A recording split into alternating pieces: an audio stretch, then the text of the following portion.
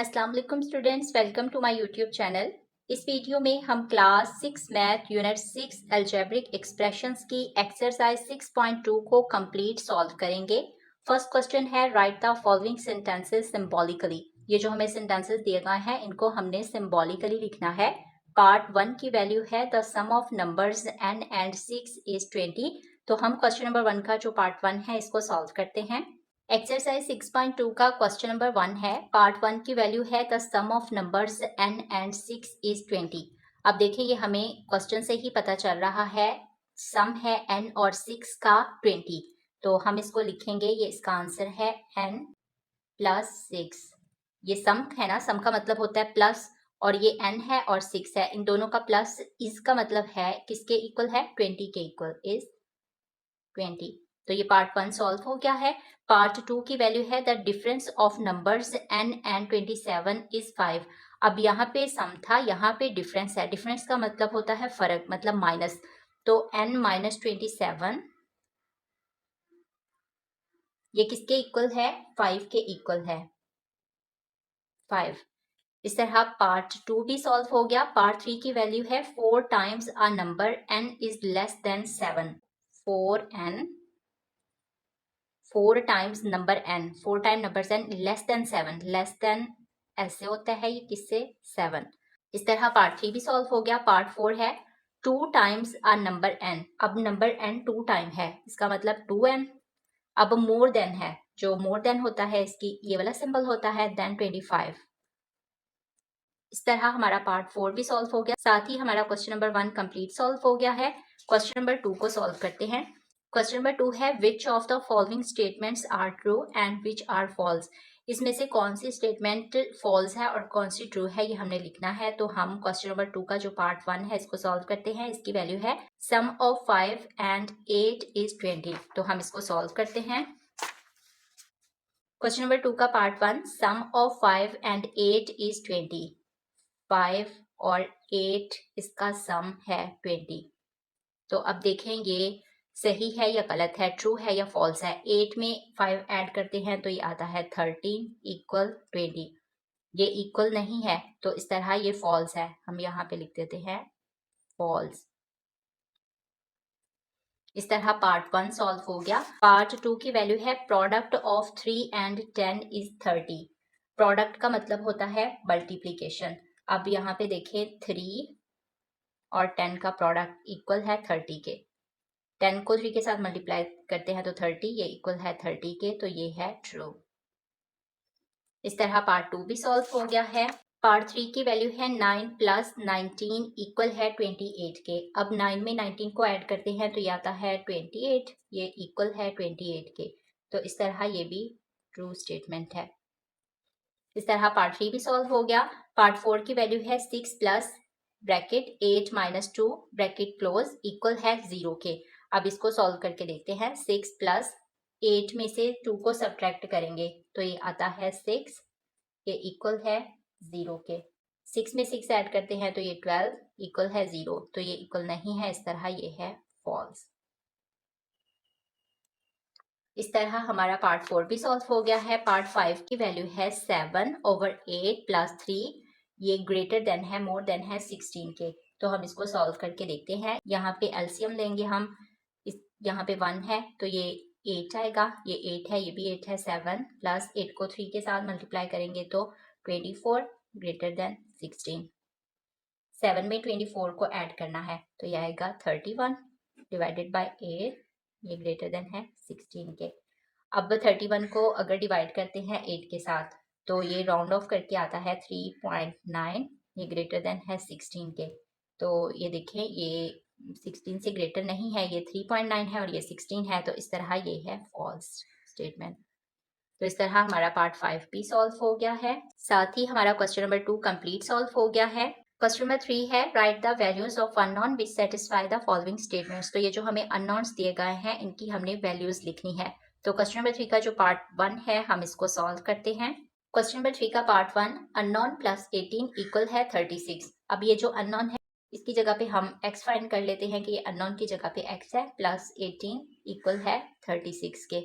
अब ये x यहाँ पे है, ये 36 और ये 18 यहाँ पे प्लस का है, इधर जाके माइनस का हो जाएगा। तो x इक्वल है 36 में से 18 को सब्ट्रैक्ट करना है, तो ये आएगा 18। अब ये जो अननोन है यहाँ पे हम लिख देंगे 18। इस तरह हमारा पार्ट 1 सॉल्व हो गया है। पार्ट 2 है 3:5 प्रोपोर्शन अननोन रेशियो 10। तो हम इसको सॉल्व करते हैं। 3:5 प्रोपोर्शन, ये अननोन की जगह पे हम x लिख देते हैं, रेशियो 10। अब यहाँ पे हम कर देते हैं एक्सट्रीम और मीन्स।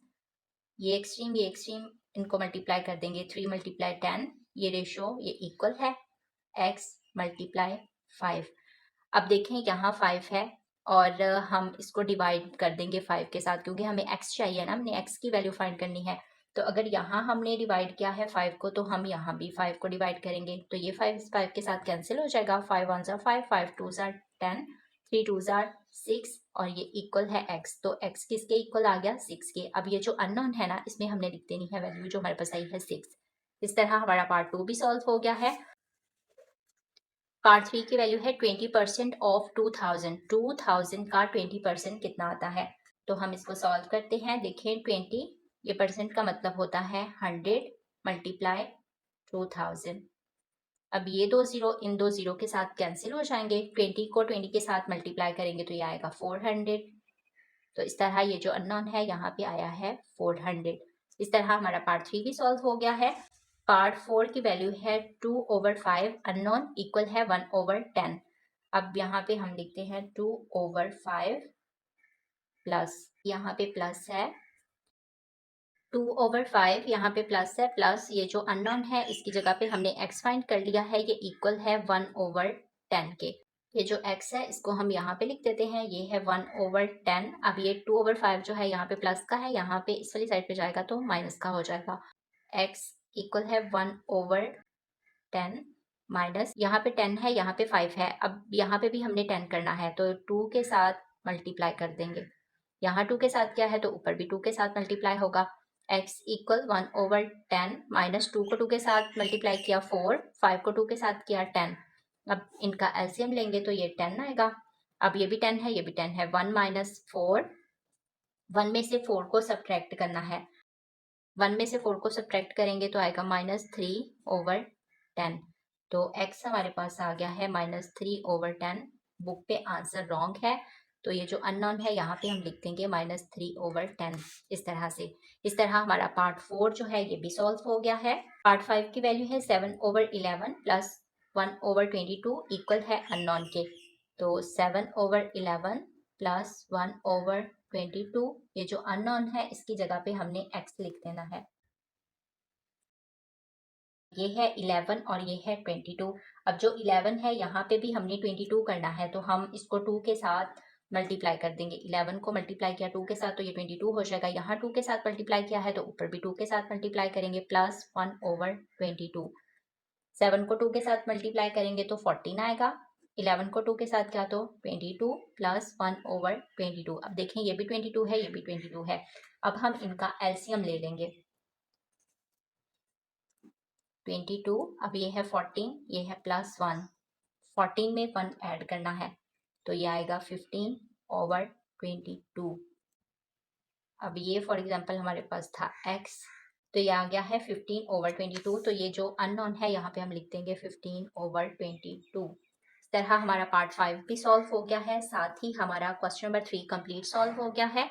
क्वेश्चन नंबर 4 है identify the constants and variables. अब हमने कांस्टेंट्स और वेरिएबल को आइडेंटिफाई करना है, ये वैल्यूज हमें दी गई हैं।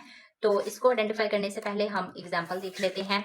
तो देखें सबसे पहले कि वेरिएबल क्या होता है। ये है वेरिएबल, यहाँ पे इसकी डेफिनेशन है a variable is a symbol और letter of alphabet that represent a quantity the value of which is not known. एक वेरिएबल जो होता है वो सिंबल या लेटर होता है अल्फाबेट का, ये रिप्रेजेंट करता है एक वैल्यू को जो हमें मालूम नहीं होती है। तो जो कांस्टेंट होता है, constant is a quantity whose value remains unchanged. Constant वो वैल्यू होती है जिसकी मिकदार तब्दील नहीं होती, मतलब वो अनचेंज होती है, फिक्स्ड होती है। तो ये एग्जांपल्स हमें दी गई हैं, यहाँ पे देखें पार्ट 1 जो है n प्लस 8 इक्वल है 7, ये तीनों वैल्यूज हैं, ये यहाँ पे लिखी हुई हैं। ये है एक्सप्रेशंस, ये है वेरिएबल्स और ये है कांस्टेंट। अब जो एक्सप्रेशंस है इसमें हमारी ये जो हमें पार्ट 1 की वैल्यू दी है ये, अब इसमें से हमने देखना है कि वेरिएबल्स कौन से हैं और कांस्टेंट। अब वेरिएबल इसमें है n, वो हमने यहाँ पे वेरिएबल में इन्होंने लिख दिया है, और जो कांस्टेंट है वो 8 और 7 है, यहाँ पे लिख दिए m प्लस n प्लस 4। अब m और n जो है ये वेरिएबल्स हैं और जो 4 है ये कांस्टेंट है। इस तरह पार्ट 3 l माइनस 4 इक्वल है 34। अब जो l है ये वेरिएबल है और 4 और 34 जो है ये है कांस्टेंट, तो यहाँ पे कांस्टेंट में ये लिख दिया। इसी ही तरह हमने क्वेश्चन नंबर 4 को सॉल्व करना है, तो हम क्वेश्चन नंबर 4 का जो पार्ट 1 है और जो बाकी के सारे पार्ट्स हैं उनको सॉल्व करते हैं। क्वेश्चन नंबर 4 है, यहाँ हमने एक्सप्रेशंस लिखी हैं वेरिएबल्स और कांस्टेंट। ये एक्सप्रेशंस में ये हमें बुक में सारे दिए गए हैं। अब इसमें से वेरिएबल कौन सा है और कांस्टेंट कौन सा है, तो n जो है ये वेरिएबल है और जो 9 है ये है कांस्टेंट। 9 और 0 भी हम लिख लेते हैं, ये वाला 0। पार्ट 2 में ये जो p है ये है वेरिएबल और जो 2 और 9 है ये है कांस्टेंट। बुक पे आंसर रॉन्ग दिया हुआ है, बुक पे जो 7 है इसको भी उन्होंने कांस्टेंट लिखा हुआ है, लेकिन ये कोफिशिएंट है, कांस्टेंट नहीं है। तो आपने इसको देख लेना है कि ये 7 को आपने कांस्टेंट में नहीं लिखना। उसके बाद पार्ट 3 है, पार्ट 3 1/3 एक्स वाई। अब इसमें जो x और y है ये वेरिएबल्स हैं और जो 1/3 है ये है कांस्टेंट्स। पार्ट 4 में जो i है ये है वेरिएबल्स और जो 7 है ये कोफिशिएंट है, कांस्टेंट नहीं है। बुक पे 7 भी कांस्टेंट लिखा हुआ है, लेकिन आपने कांस्टेंट में सिर्फ 4 और 9 लिखना है। जो 7 है ये कोफिशिएंट है, ये आपने नहीं लिखना। उसके बाद है पार्ट 5 में जो m और n है ये वेरिएबल्स हैं और जो 8 है ये कांस्टेंट है। उसके बाद है पार्ट 6 में x और y ये वेरिएबल्स हैं और जो 9 है ये कोफिशिएंट है। बुक पे उन्होंने कांस्टेंट में लिखा हुआ है, लेकिन आपने नहीं लिखना। यहाँ पे -37 जो है ये है कांस्टेंट्स। तो इस तरह हमारा क्वेश्चन 4b सॉल्व हो गया है, साथ ही हमारी एक्सरसाइज 6.2 कंप्लीट सॉल्व हो गई है। उम्मीद करती हूँ आपको सभी क्वेश्चंस की समझ आ गई होगी। Thanks for watching this video. Allah Hafiz.